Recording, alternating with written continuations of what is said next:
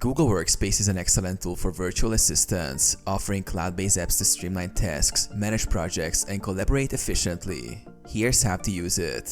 Set up your account. Sign up for Google Workspace at workspace.google.com. Choose a plan and create an account using a custom domain or Gmail. Organize emails with Gmail. Use Gmail to manage communication. Set up labels, filters, and a priority inbox to organize client emails efficiently. Schedule with Google Calendar.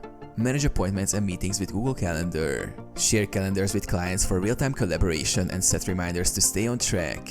Collaborate with Google Drive. Store and share files securely in Google Drive. Use docs, sheets, and slides to create and edit documents, spreadsheets, and presentations collaboratively. Streamline tasks with Google Tasks and Keep. Create to-do lists and reminders in Google Tasks. Use Google Keep to jot down notes, ideas, or action items.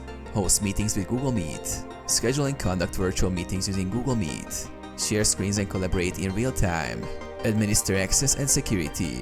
Use the admin console to manage user accounts, permissions, and security settings.